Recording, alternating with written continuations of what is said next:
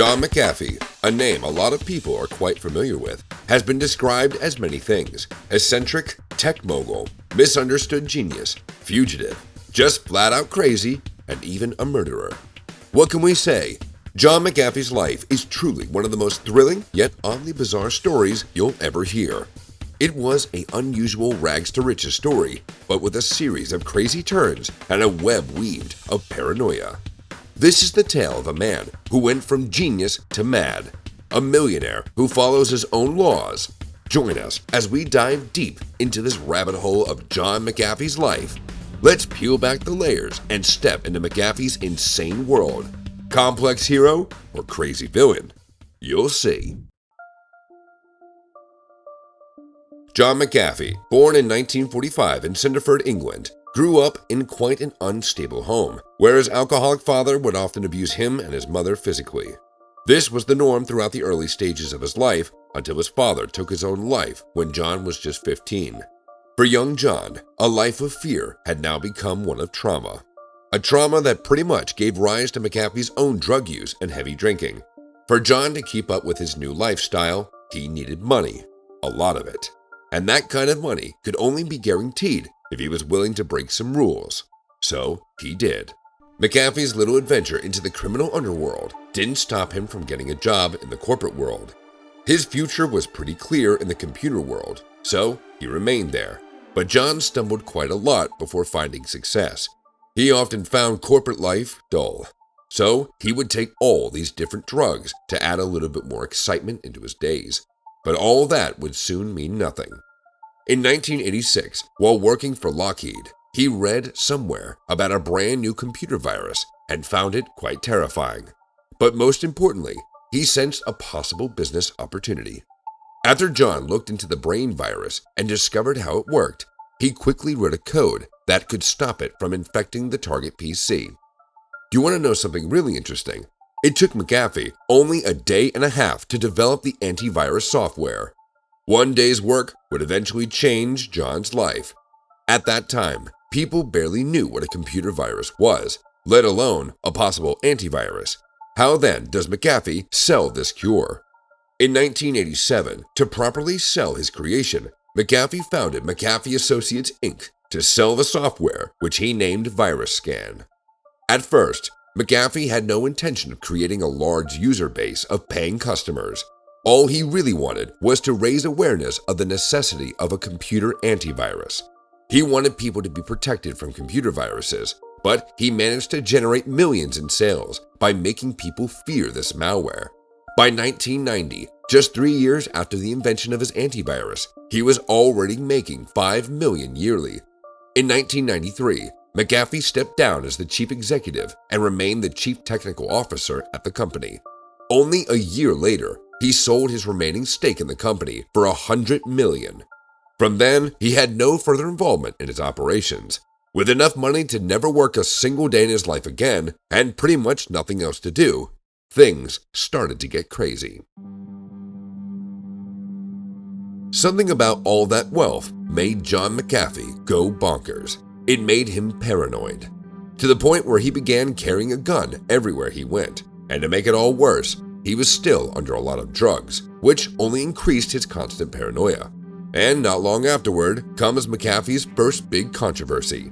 During this time, John not only discovered, but also became obsessed with a new hobby, something he called Aerotrekking. McAfee had developed this knack for the dangerous, and that was pretty much Aerotrekking, which is basically flying an extremely light aircraft low to the ground over a harsh terrain. In fact, he soon started creating ads and websites to get more people interested in his new hobby. But this new daredevil era for McAfee only ended in tragedy.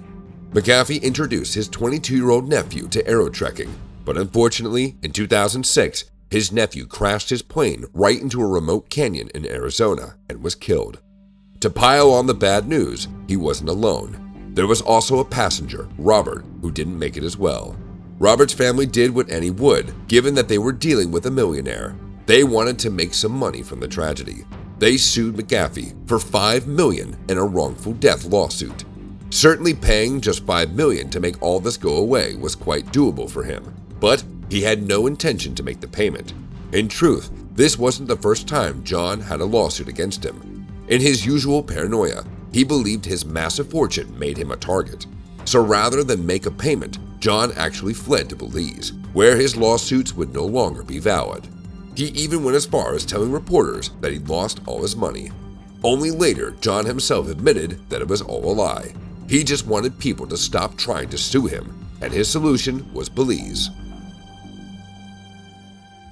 Well, John's move to Belize was an odd success. He was literally in paradise. A paradise he had all the money to fund. He could have retired and settled down, all while buying whoever or whatever he wanted. However, that wasn't the eccentric John McAfee that we've come to know. Instead, he went all out on guns and trying to get Belize local police on his side. In the following months, he actually enjoyed his new paradise, but it didn't take long for trouble to come knocking. John, a multi-millionaire in a country like Belize, was very popular with the locals. He had those who worked with him on a $45 a day salary. He even had over 100 locals build a house for him. However, with time, it became clear that John was gaining more and more power over the locals. That kind of power even led to literal criminals working for him.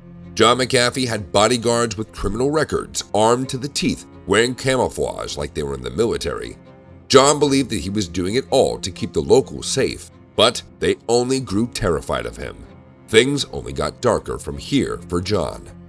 John's paranoia grew even further with the army of criminals he had around him.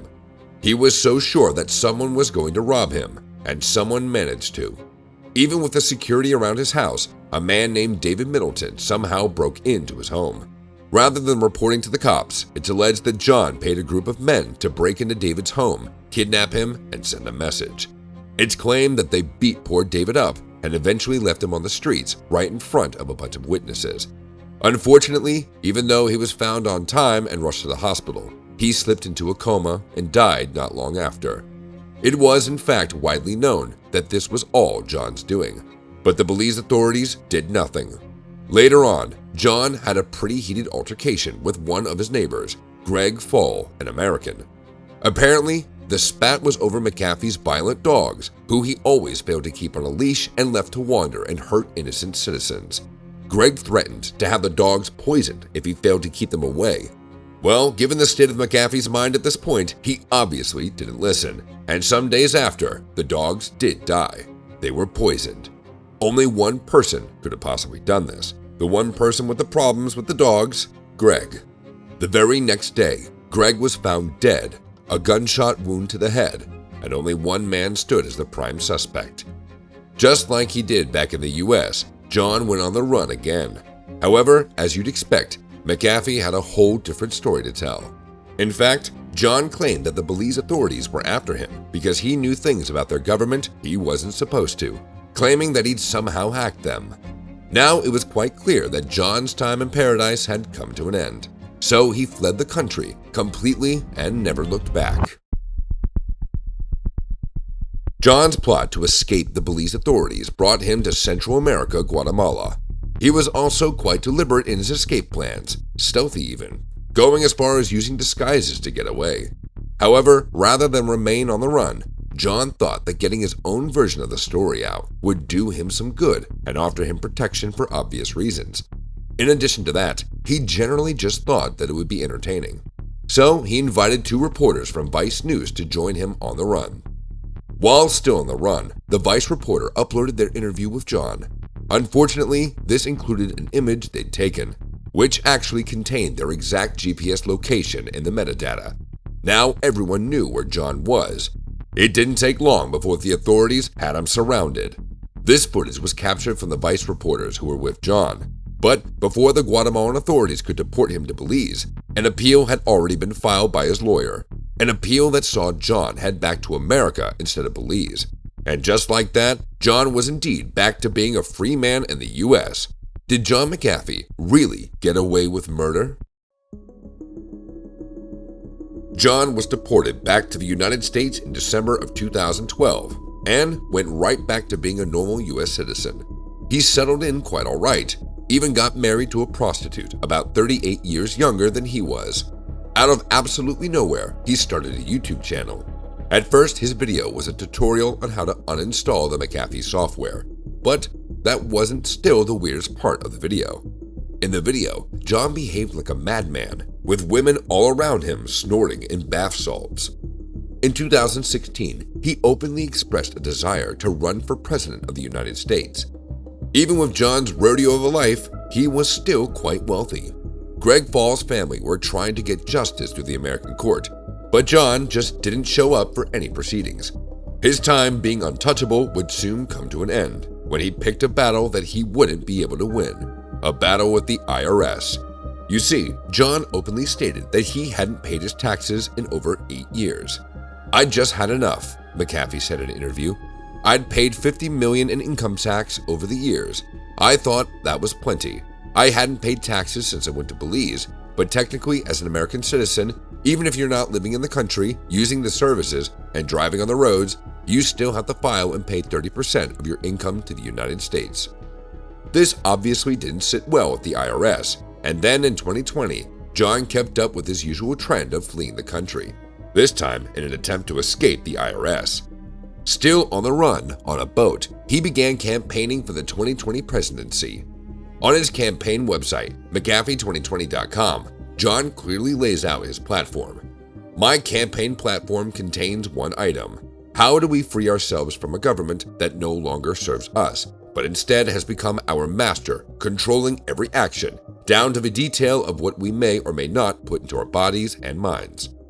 However, what really made it all worse was that John literally set sail on his yacht filled with drugs, alcohol, and guns. John was out at sea for a while, but his little voyage was soon brought to an end on October 6, 2020, when he was finally found by authorities in Spain. Just like he did in Belize, John tried explaining his way out of this one, claiming that he had insider information about the corruption of the IRS. Months later, in June 2021, the Spanish National Court approved his extradition back to the United States to face his tax evasion charges. At this point, John was over 75 years old and knew that an extradition to the US would mean spending the rest of his life in jail. So only hours later, he hung himself in his jail cell. And with that, the end of an extremely wild ride. However, even at his death, he still managed to cause a stir.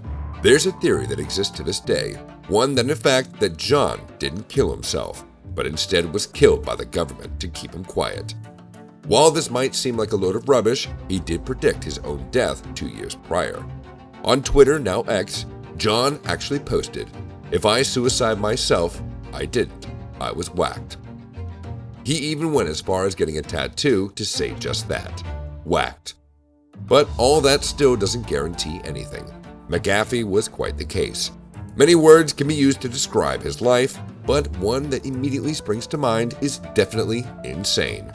There's no doubt that he had a brilliant mind, but all that paranoia and drugs took its toll. A life of absolute chaos that even at its end birthed a legacy of chaos. That's John McAfee. So I ask you, genius or madman, complex hero or insane villain? Let us know in the comments section below.